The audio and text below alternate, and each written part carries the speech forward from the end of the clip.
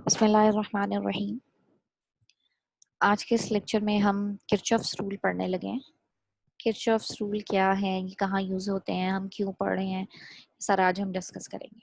ठीक है, तो किरचॉफ्स रूल शुरू करने से पहले हम देख लेते हैं कि ये हम क्यों पढ़ने जा रहे हैं। अभी हमने सर्किट जो पढ़े हैं, छोटे छोटे जैसे सर्किट पढ़े हैं, एक बैटरी लगी हुई है, उसके साथ एक रेजिस्टेंस अटैच है।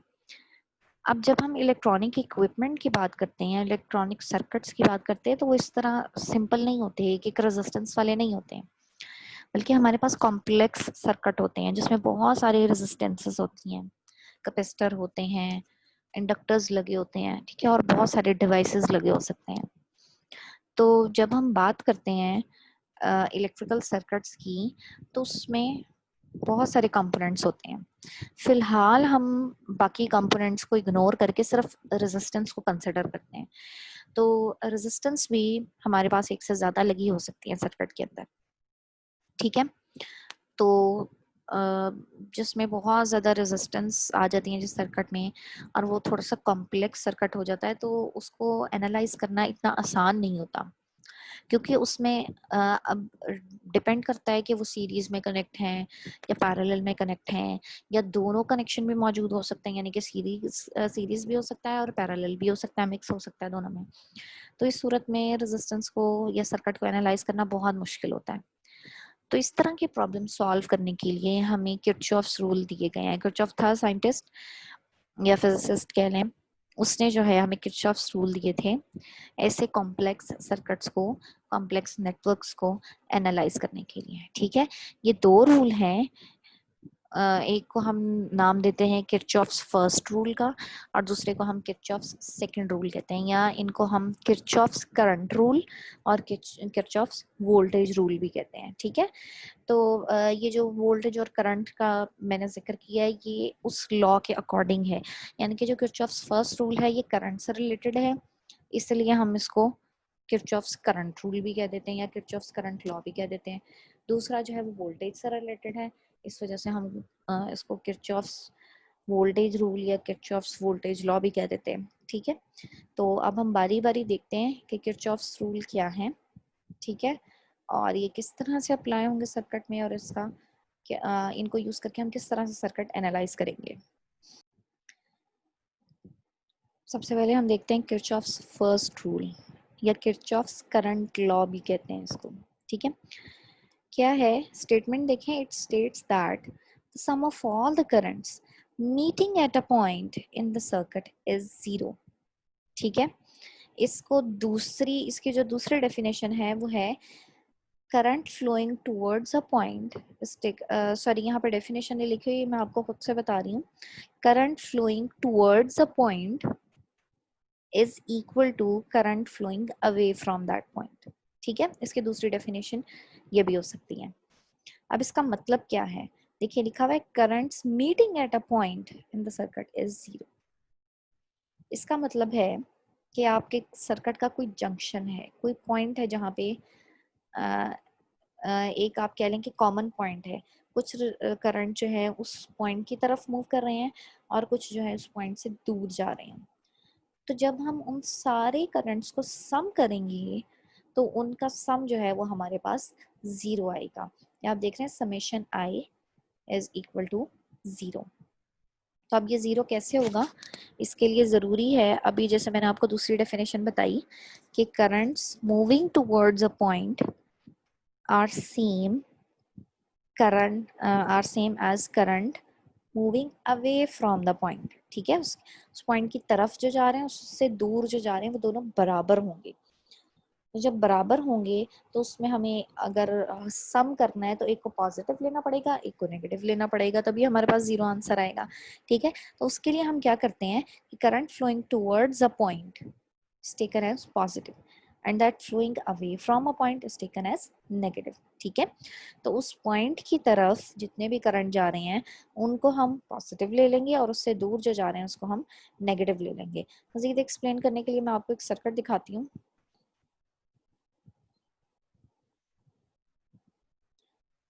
ये देखिए ये सर्किट, ये फिगर 13.20 में या आपको 4 रेजिस्टेंस सर्किट में नजर आ रही हैं जो एक पॉइंट पर मिल रही हैं। उस पॉइंट को नाम दिया गया है ए का।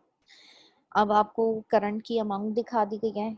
इस रेजिस्टेंस में से I1 फ्लो कर रहा है, इसमें से I2, I3 एंड I4। ठीक है, अब आप नोट करें कि एरोस शो कर रहे हैं कि I1 और I2 पॉइंट ए की तरफ मूव कर रहे हैं। ठीक है, I3 और I4 जो है पॉइंट ए से दूर जा रहे हैं। ठीक है, तो जब हम इन चारों करंट को सम करेंगे तो हमारे पास आंसर जो है वो 0 आ जाएगा। ठीक है, तो उसके लिए क्या होगा, इन दो करंट्स को हम पॉजिटिव लेंगे, यानी कि I1 I2 हमारे पास पॉजिटिव होंगे और I3 और I4 जो है हमारे पास क्या होंगे, नेगेटिव हो जाएंगे। तो ये आपको लिखा नजर आ रहा है I1 plus I2 plus minus I3 plus minus I4 will be equal to 0।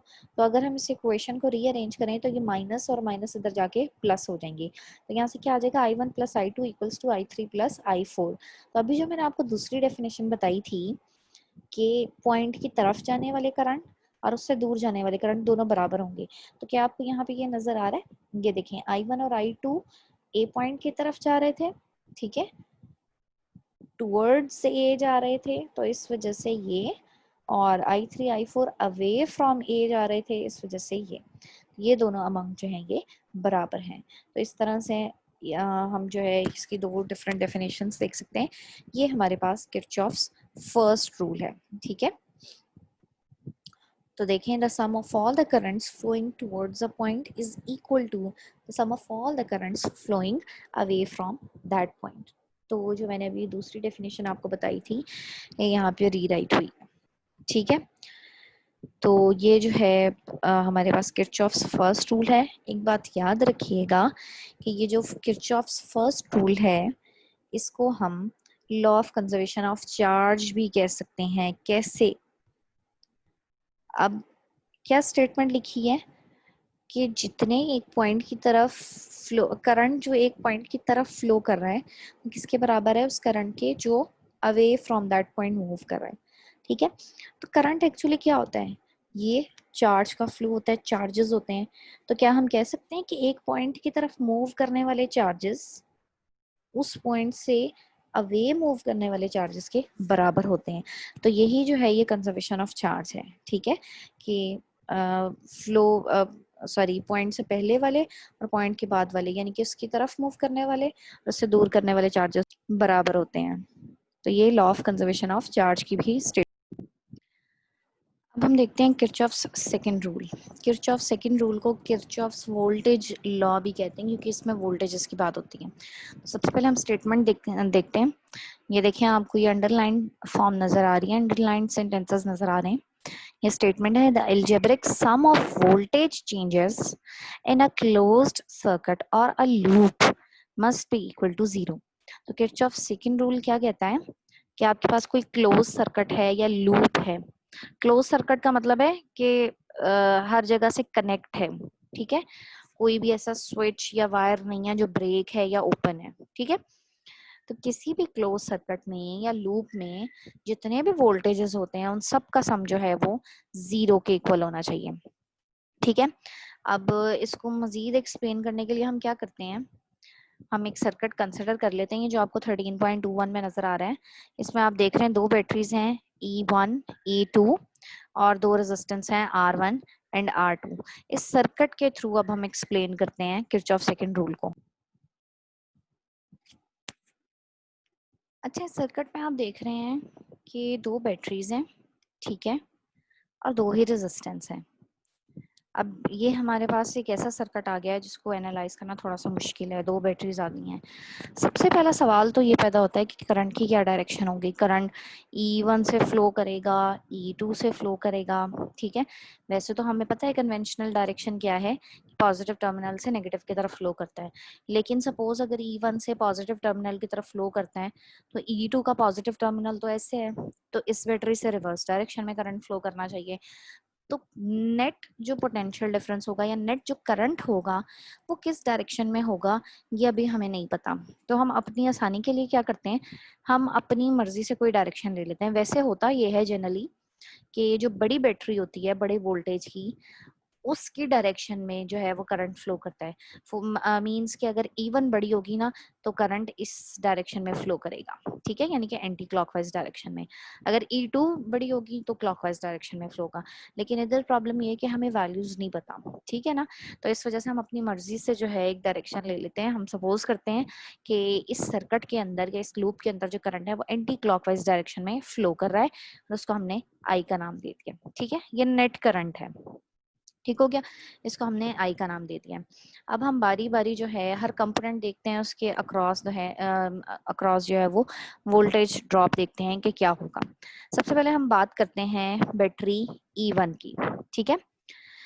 अच्छा, अब क्या होता है, बैटरी E1 क्या कर रही है, आप देख रहे हैं ये यहाँ से शुरू हो रही है, नेगेटिव टर्मिनल से स्टार्ट हो रही है, और जब हम क्योंकि एंटी क्लॉकवाइज डायरेक्शन है, हम अब चलेंगे करंट की डायरेक्शन में, तो हम इस पॉइंट से स्टार्ट करते हैं, टॉप राइट कॉर्नर से स्टार्ट करते हैं।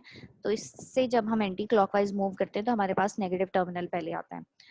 तो according to our direction, charges negative terminal से एनर्जी गेन करते हैं और पॉजिटिव टर्मिनल तक पहुंचते हैं इस बैटरी के अंदर, E1 के अंदर, ठीक है। तो क्या हो रहा है कि चार्जेस जो है एनर्जी गेन कर रहे हैं। सपोज डेल्टा क्यू चार्ज जो है वो एनर्जी गेन करते हैं और पॉजिटिव टर्मिनल तक पहुंचते हैं। तो अगर मैं आपसे कहूँ कि इस दौरान जो एनर्जी गेन हो रही है, आपको याद होगा एनर्जी का क्या फॉर्मूला था, पोटेंशियल एनर्जी जो गेन करते हैं चार्जेस, उसका क्या फॉर्मूला था, वोल्टेज मल्टीप्लाइड बाय चार्ज। तो यहाँ वोल्टेज की जगह EMF है, ठीक है, और चार्ज जो है वो डेल्टा क्यू है। तो यहाँ पे जो energy gained by the charges है वो क्या होगी, it will be E1 into delta Q, ठीक है, E1 into delta Q. Charges energy gain कर रहे हैं और उसकी वैल्यू क्या आ जाएगी, E1 इंटू डेल्टा क्यू। अब जब हम अभी रेजिस्टेंस को थोड़ी देर के लिए भूल जाएं, अभी हम आ रहे हैं बैटरी E2 के ऊपर। अब जो हमने डायरेक्शन सपोज की है उसमें जब हम आते हैं तो इस बैटरी के अंदर चार्जेस पॉजिटिव टर्मिनल से नेगेटिव टर्मिनल की तरफ मूव कर रहे हैं, ठीक है, यानी कि हाई पोटेंशियल से लो पोटेंशियल की तरफ मूव कर रहे हैं। तो अब क्या होगा कि इस बैटरी के अंदर चार्जेस, वही डेल्टा क्यू ले लेते हैं, वो जो चार्जेस हैं डेल्टा क्यू वो एनर्जी लूज करेंगे अपनी, ठीक है। तो एनर्जी जो लूज होगी वो किसके बराबर होगी, एनर्जी गेन होती थी वोल्टेज इंटू डेल्टा क्यू, तो एनर्जी जो लूज कर रहे हैं वो किसके बराबर हो जाएगी, minus V into delta Q. तो अब यहाँ V की जगह E2 आ जाएगा। तो energy lost by the charges in the battery in the second battery is minus E2 into delta Q, ठीक है। तो जब एनर्जी गेन हुई है वो पॉजिटिव हो गया, जो एनर्जी लूज हुई है वो नेगेटिव हो गया। तो यहाँ से एक छोटी सी बात, ये आप रूल समझ लें कि हमने एक रूल बना लिया है कि जब हम सर्किट को एनालाइज कर रहे होते हैं तो जो डायरेक्शन हमने सपोज की होती है उसमें अगर बैटरी या सॉरी चार्जेस जो हैं वो बैटरी के नेगेटिव टर्मिनल से पॉजिटिव टर्मिनल की तरफ मूव कर रहे होते हैं तो आपके पास एनर्जी गेन होता है और वो पॉजिटिव होता है। इसी तरह अगर चार्जेस पॉजिटिव टर्मिनल से नेगेटिव टर्मिनल की तरफ मूव कर रहे होते हैं तो एनर्जी लूज होती है और एक माइनस का साइन साथ अपेयर होता है, ठीक है। अब हम आते हैं रेजिस्टेंस की तरफ। इन रेजिस्टेंस में अगर आप देखें तो रेजिस्टेंस के अक्रॉस जो पोटेंशियल ड्रॉप होगा वो किसके इक्वल होता है, आपको पता है V इक्वल्स टू IR होता है, ठीक है। तो current passing through this resistance will give you the potential drop across this resistance, ठीक है, या पोटेंशियल डिफरेंस कह लें। तो अगर मैं R1 की बात करूं तो R1 के अक्रॉस अब आपको पता है कि इस बैटरी से जब चार्जेस बाहर निकले हैं तो उन्होंने एनर्जी गेन की हुई है। अब ये गेन्ड एनर्जी जो है वो इस रेजिस्टेंस के अंदर आकर क्या हो जाएगी, लूज हो जाएगी। तो इसके अक्रॉस जो पोटेंशियल ड्रॉप है उसको हम नेगेटिव लिखेंगे, एनर्जी लूज हो रही है ना तो इस वजह से हम उसको नेगेटिव लिखेंगे। तो इसके अक्रॉस जो पोटेंशियल डिफरेंस है वो क्या आ जाएगा, -I × R1, ठीक है। और अगर आपसे कहें कि इसमें एनर्जी लॉस बताएं कि कितना हो रहा है एनर्जी लॉस, तो उसी तरह V into delta Q, V की वैल्यू अभी हमने क्या निकाली, IR1 -IR1, तो क्या हो जाएगा -IR1 इंटू डेल्टा क्यू। तो energy lost by the charges within the resistor R1 is -R1, ये आपको लिखा नजर आ रहा है, -R1 into delta Q. Similarly अगर हम रेजिस्टेंस R2 की बात करें, तो जब यहाँ से चार्जेस आएंगे तो उन्होंने एनर्जी लूज की हुई है पहले ही, ठीक है, लेकिन रेजिस्टेंस के अंदर आकर दोबारा वो एनर्जी लूज करेंगे। अब ये बात अंडरस्टूड है, या आपको बात याद रहनी चाहिए कि रेजिस्टेंस के अंदर एनर्जी हमेशा लूज होती है। तो दोबारा से इस रेजिस्टेंस के अंदर जो पोटेंशियल डिफरेंस है वो क्या आएगा, minus I into R2, minus क्यों, लॉस की वजह से, minus I into R2 into delta Q. तो loss of energy across the resistance R2 is minus R2 into delta Q. ठीक है, तो ये आपको यहाँ पे लिखा नजर आ रहा है। तो फाइनली अगर हम देखें कि जब ये टॉप राइट कॉर्नर पर चार्जेस वापस पहुंचेंगे तो टोटल एनर्जी गेन या लॉस कितना होगा, तो उसमें हमें पता चलता है कि टोटल जब हम इसको सम अप कर लेते हैं फॉर एग्जांपल, तो क्या हो जाता है, E1 इंटू डेल्टा क्यू जो एनर्जी थी gained by charges in battery E1 minus I R1 into delta Q, E1 के बाद R1 आ रही थी, हमने उसका एनर्जी लॉस लिख लिया, फिर minus E2 into delta Q, R1 के बाद E2 आ रही थी, उसका लॉस लिख लिया, minus I R2 into delta Q, उसके बाद R2 आ रही थी लास्ट पे, उसका एनर्जी लॉस लिख लिया। ठीक है, इट इज इक्वल टू 0। ठीक है, तो सारे energy according to conservation of energy जितनी भी एनर्जी है उसका जब आप सम करेंगे तो वो 0 आनी चाहिए। ठीक है, तो ये हमने according to law of conservation of energy ये इक्वेशन लिखी है। अब इसमें आप देख रहे हैं डेल्टा क्यू कॉमन है, सब में से डेल्टा क्यू कॉमन ले लें तो आपके पास बचता है E1 minus I R1 minus E2 minus I R2 equals to 0।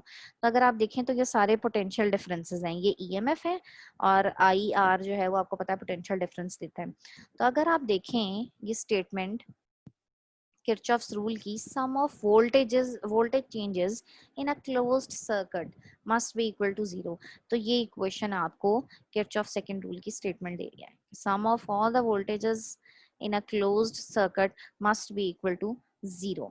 ठीक है, तो ये इक्वेशन 13.20 आपको बता रही है कि जितने भी वोल्टेजेस होंगे उनका सम जो है वो 0 होगा। ठीक है, तो ये जो है ये किरचॉफ्स सेकंड रूल था, इसकी स्टेटमेंट आपको देखें रेड बॉक्स में भी नजर आ रही है, the algebraic sum of potential changes in a closed circuit is 0। ठीक है, तो एक और चीज इसमें आपने देखी किरचॉफ सेकंड रूल में कि ये law of conservation of energy की स्टेटमेंट भी आपको देता है। ठीक है, किरचॉफ्स करंट रूल या फर्स्ट रूल जो है वो law of conservation of charge की स्टेटमेंट थी, और किरचॉफ सेकंड रूल या किरचॉफ्स वोल्टेज रूल जो है वो law of conservation of energy की स्टेटमेंट। ठीक है, तो ये जो है ये हमारे पास किरचॉफ्स रूल थे। अब इन रूल्स को आपने किसी सर्किट के ऊपर अप्लाई करना है, इन दोनों रूल्स को, तो उसके लिए कुछ पॉइंट्स हैं या कुछ रूल्स हमने बनाए हुए हैं जो आपने फॉलो करने हैं। First one is if a source of EMF is traversed from negative to positive terminal, the potential change is positive, it is negative in the opposite direction. इसके लिए मैं पिछली क्वेश्चन पे जाती हूँ।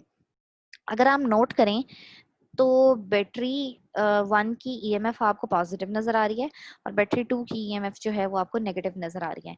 तो यहाँ से हम रूल निकाल लेते हैं कि अगर बैटरी नेगेटिव, आप जिस डायरेक्शन में फ्लो कर रहे हैं उसका ख्याल रखते हुए, ठीक है, अगर आप आपके चार्जेस नेगेटिव से पॉजिटिव टर्मिनल की तरफ मूव कर रहे हैं या बैटरी नेगेटिव से पॉजिटिव टर्मिनल की तरफ ट्रेवर्स हो रही है, तो आपकी जो बैटरी की ईएमएफ है वो पॉजिटिव होगी, और अगर पॉजिटिव से नेगेटिव की तरफ जा रही है तो बैटरी का साइन, ईएमएफ का साइन जो है वो नेगेटिव आएगा।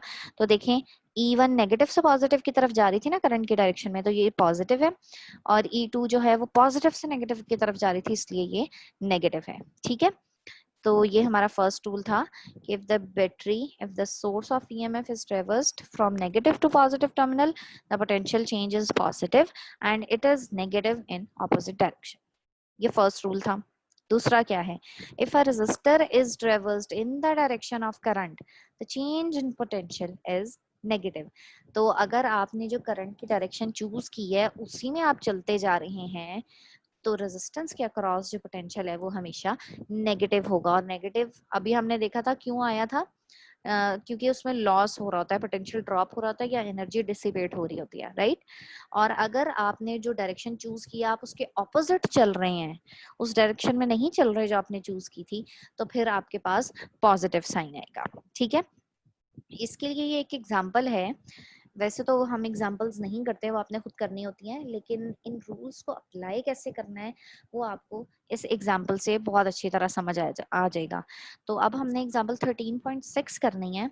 तो इसमें आपसे क्या पूछा गया है, calculate the currents in the three resistances of the circuit shown in figure 13.22। तो आपको सर्किट नजर आ रहा है जिसपे 3 बैटरीज हैं और 3 ही रेजिस्टेंसेस हैं।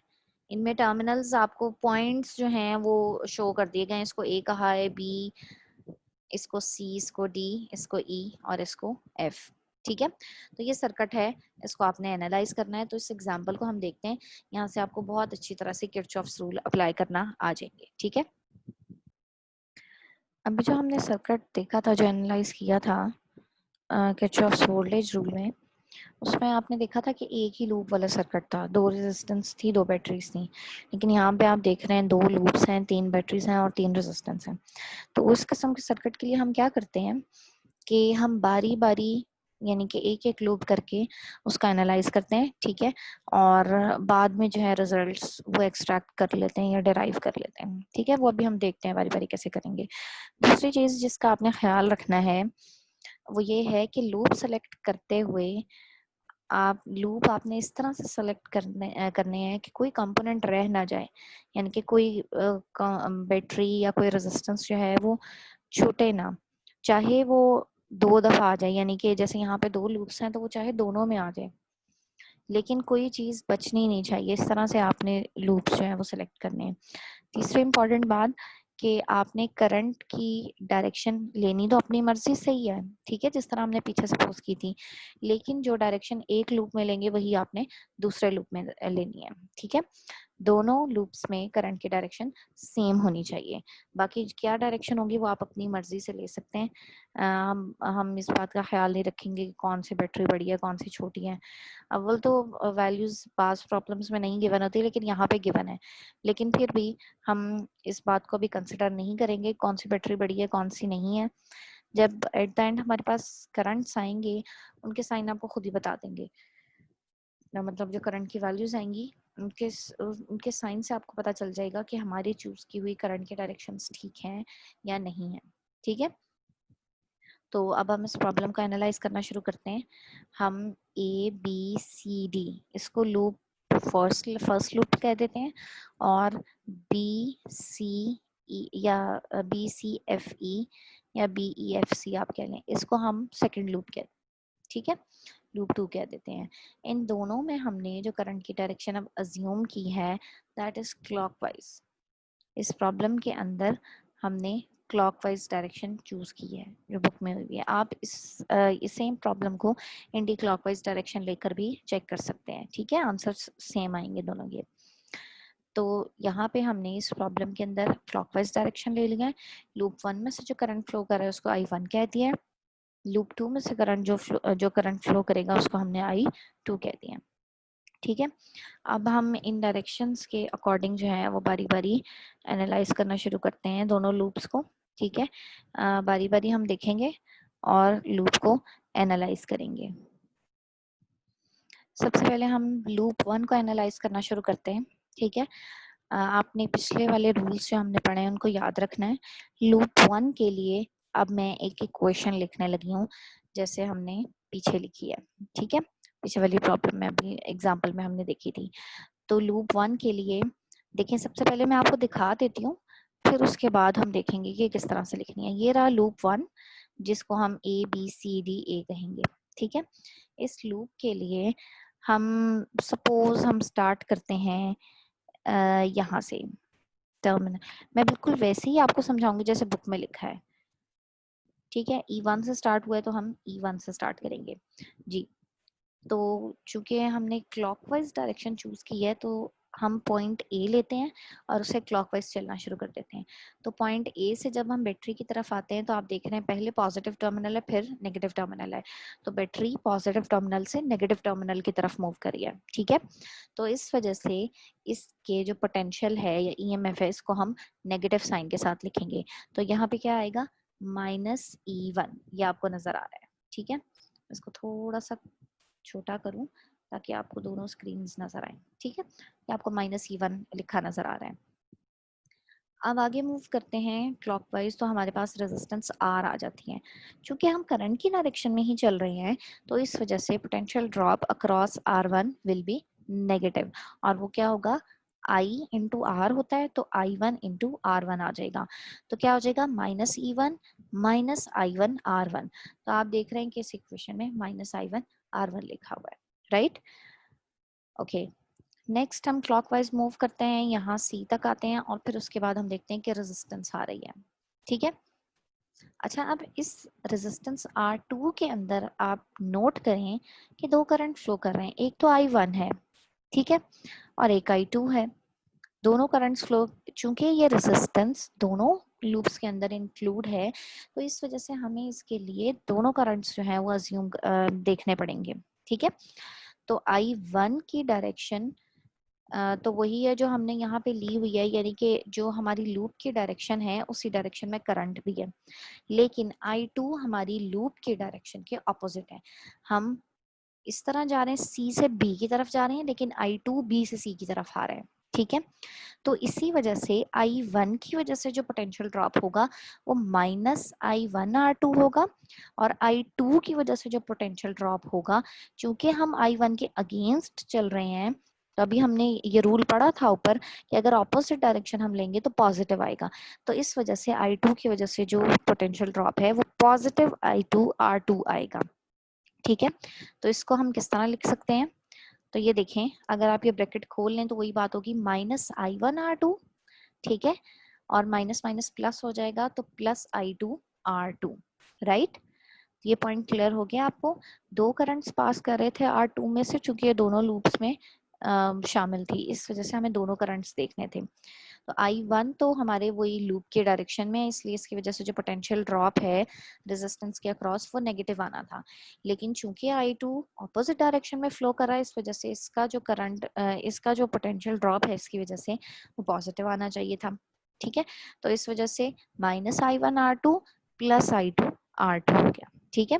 तो ये आपको लिखा हुआ नजर आ रहा है, जब आप ब्रैकेट खोलेंगे तो वही चीज आ जाएगी जो अभी मैं आपको बता रही हूँ।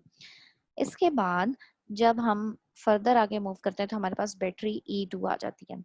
तो अगर आप देखें कि अपने लूप की डायरेक्शन या करंट की डायरेक्शन में चलते हुए बैटरी नेगेटिव से पॉजिटिव की तरफ यानी लो से हाई पोटेंशियल की तरफ मूव करिए, इसलिए इसका पोटेंशियल जो है या ईएमएफ जो है वो पॉजिटिव आ जाएगी।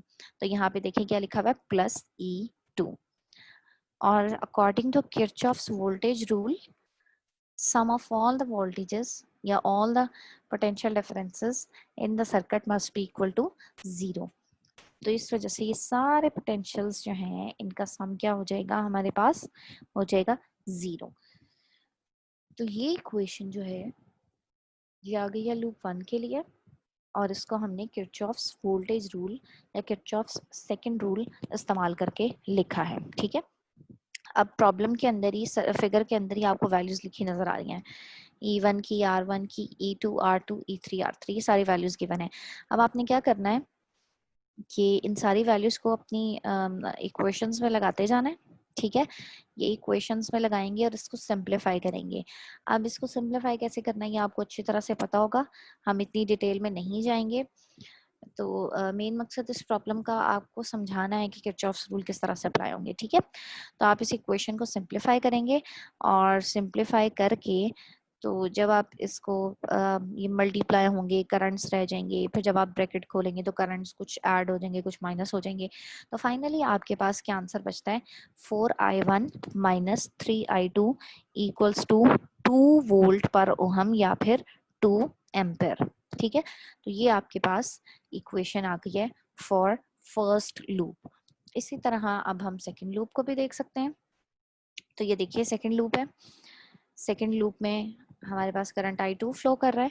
सेकेंड लूप के लिए इक्वेशन लिखेंगे तो क्या आ जाएगी, सपोज हम टर्मिनल बी से स्टार्ट कर देते हैं, ठीक है। बी टर्मिनल से स्टार्ट करके तो आप देख रहे हैं अब E2 यहाँ पे भी थी, अब फर्स्ट लूप में भी थी और सेकेंड लूप में भी है।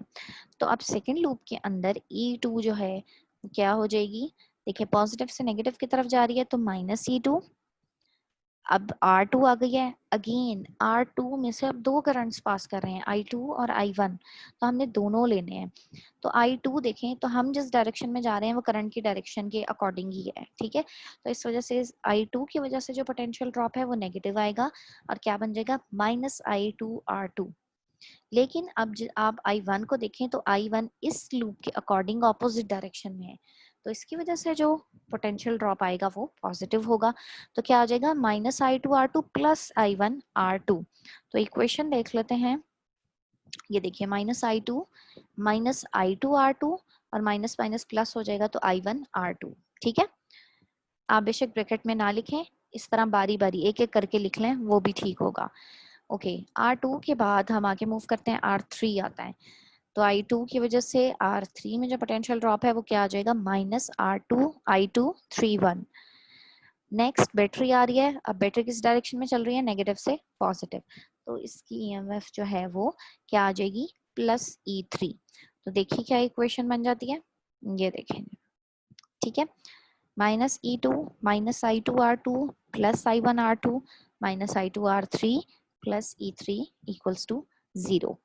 इन द सेम वे मतलब जैसे हमने पहले इक्वेशन सॉल्व की थी, हम वैल्यूज लगाएंगे, ब्रैकेट्स खोलेंगे, जो चीजें सम होती हैं उनको सम करेंगे, जो माइनस होती हैं माइनस करेंगे, तो इक्वेशन सिंप्लीफाई होकर हमारे पास आ जाएगी 6I1 -9I2 equals to 2 volt per ohm, या फिर इसको हम 2 एम्पर लिख सकते हैं।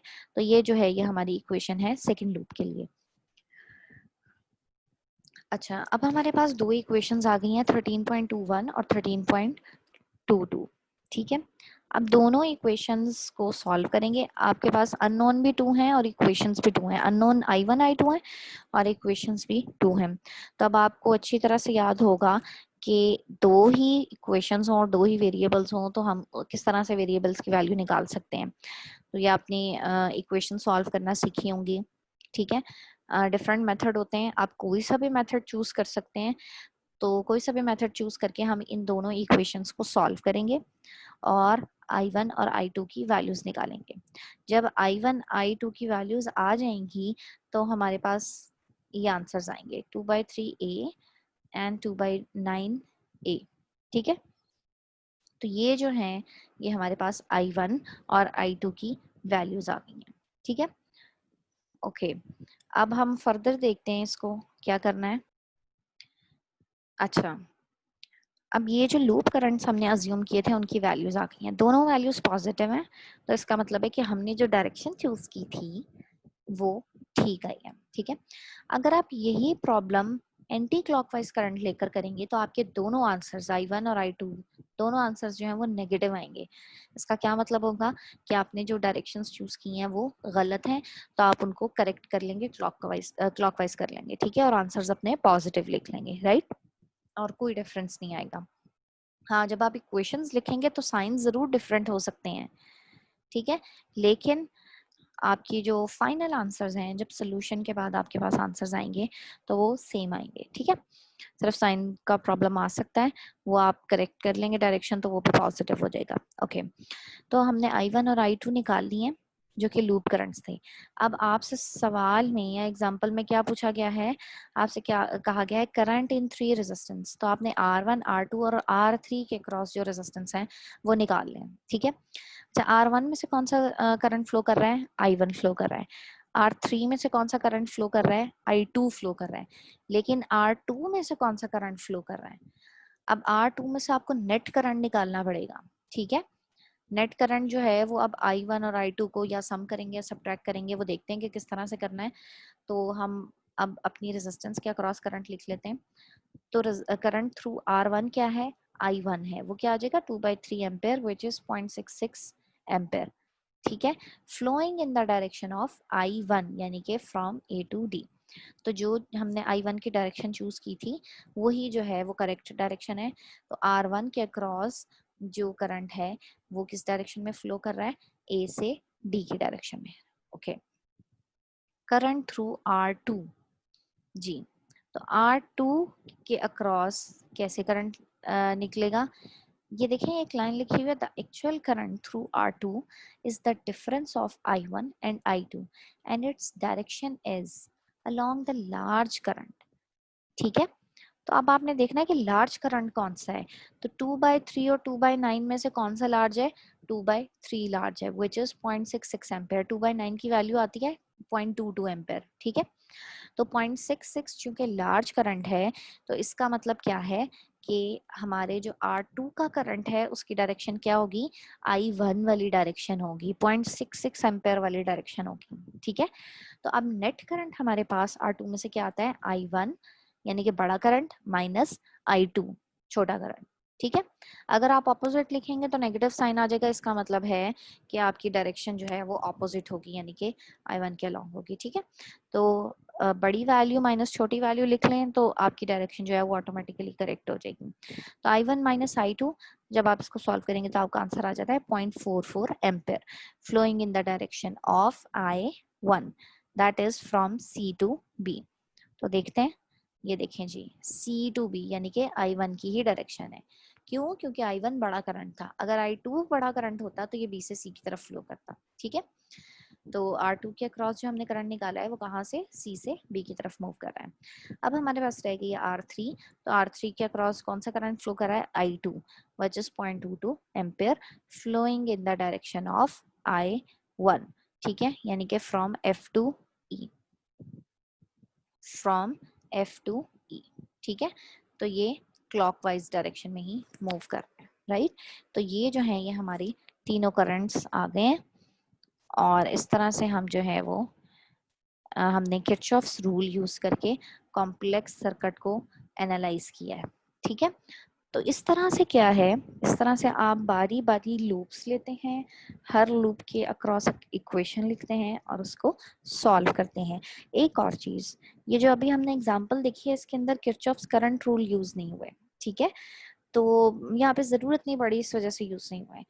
तो अगर आपके पास कोई प्रॉब्लम ऐसी आती है जिसमें अननोन ज्यादा आ जाते हैं और इक्वेशंस थोड़ी होती हैं तो उसमें आप किरचॉफ करंट रूल या किरचॉफ्स फर्स्ट रूल भी यूज कर सकते हैं। ठीक है, तो इस एग्जांपल को देखते हुए हम इस सारे प्रोसीजर को जिसमें हमने सर्किट एनालाइज किया है, प्रॉब्लम सॉल्व किया है, उसको समराइज करते हैं कुछ स्टेप्स के अंदर और देखते हैं कि किस तरह से हमने किरचॉफ्स रूल यूज करके प्रॉब्लम सॉल्व करनी है। तो first step is draw the circuit diagram. अव्वल तो सर्किट डायग्राम ड्रॉ होगी, अगर नहीं है आपको सिर्फ कंपोनेंट बता दिए हैं तो आपने इसको ड्रॉ कर लेना है। ठीक है, draw the circuit diagram.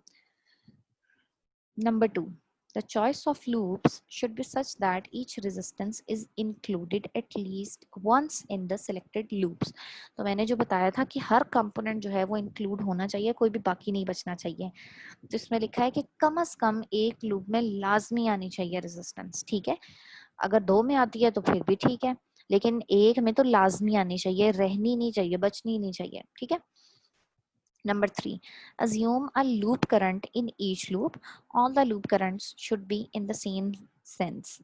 It may be either clockwise or anti-clockwise. तो क्या लिखा है, अभी जैसे हमने डिस्कस किया था कि लूप में करंट की डायरेक्शन आप चूज करेंगे, ठीक है, अपनी मर्जी से, चाहे वो क्लॉकवाइज है चाहे वो एंटी क्लॉकवाइज है। ठीक है, जो मर्जी चूज कर लें, लेकिन हर लूप में एक ही डायरेक्शन होनी चाहिए। यानी कि अगर आप क्लॉकवाइज ले रहे हैं तो हर लूप में क्लॉकवाइज हो, अगर आप एंटी क्लॉकवाइज ले रहे हैं तो हर लूप में एंटी क्लॉकवाइज हो, राइट। ये था हमारा थर्ड पॉइंट। फोर्थ स्टेप क्या है, right the loop equations for all the selected loops. For writing each loop equation, the voltage change across any component is positive if traversed from low to high potential and it is negative if traversed from high to low potential। ठीक है, तो loop equation लिखनी है और अगर आप लो से high में जा रहे हैं तो जो पोटेंशियल है वो आप क्या लिखेंगे, पॉजिटिव। अगर हाई से लो में जा रहे हैं तो पोटेंशियल क्या लिखेंगे, नेगेटिव लिखेंगे। ठीक है, चाहे बैटरी हो चाहे रेजिस्टेंस हो। वैसे रेजिस्टेंस के लिए तो हमने रूल फिक्स कर लिया है, लेकिन उसका अल्टीमेट जो है पॉइंट वो यही निकलता है। ठीक है, हाई से लो में जाएंगे तो नेगेटिव और लो से हाई में जाएंगे तो पॉजिटिव। ठीक हो गया। तो फाइनल स्टेप हमारा लास्ट स्टेप क्या है, solve these equations for the unknown quantities. तो आप जो आपके पास अननोन क्वांटिटीज होंगी उनको निकालने के लिए आप इक्वेशंस सॉल्व कर लेंगे। तो ये थे हमारे किरचॉफ्स रूल। हमने दोनों रूल्स पढ़े और उनको अप्लाई करने का तरीका देखा है। ठीक है, अब आपके पास डिफरेंट प्रॉब्लम्स होंगी जो आपको जो न्यूमेरिकल प्रॉब्लम्स आएंगी चैप्टर के एंड पर, वो हम किरचॉफ्स रूल यूज करके तो उसको सॉल्व करेंगे। ठीक है, आज का हमारा लेक्चर यहीं तक है। नेक्स्ट टॉपिक इंशाल्लाह कल के लेक्चर में देखेंगे। Thank you so much.